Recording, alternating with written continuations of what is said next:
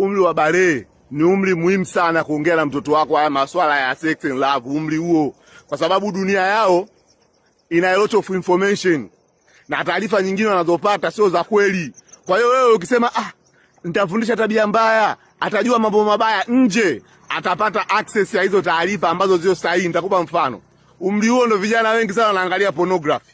Kwa hiyo anaweza kawa anaangalia pornography, anajua ni kweli, alafu huenda naye akija kujifananisha na yeye vitu vile tofauti. Kumbe pornography ni kama bongo movie tu ya Kinanko TV, kwamba kuna director, kuna mtu wa sound, kuna mtu hadi wa makeup, kuna behind the scene, kwamba watu wanapanga, utalia hivi, utafanya hivi, utaenda hivi, na wanapiga hadi shoot kabisa. 1 2 3 action, rudia tena, na inakuwa edited.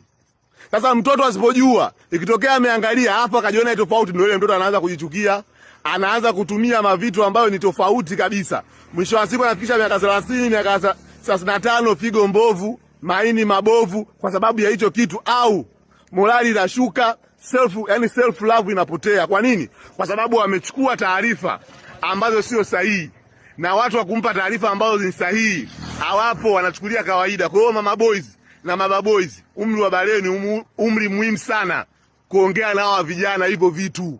Yani kama kuna mabomu mnayajua, waambieni. Kama kuna tricks mnawaambia, waambieni, ili waweze kujua uhalisia. Na kama mama boys unavyoongea na mtoto wako, usiongee kama mwanamke, ongea kama mama. Mwambie ukweli, kwa sababu nyewe mnajua ninachotufanyia. Kwa hiyo mwambie ukweli. Sasa wewe ficha, wenzako watamfanyia wanachomfanyia. Mwisho wa siku ndio hiyo mtoto kajinyonga, mwisho wa siku ndio hiyo mtoto depression.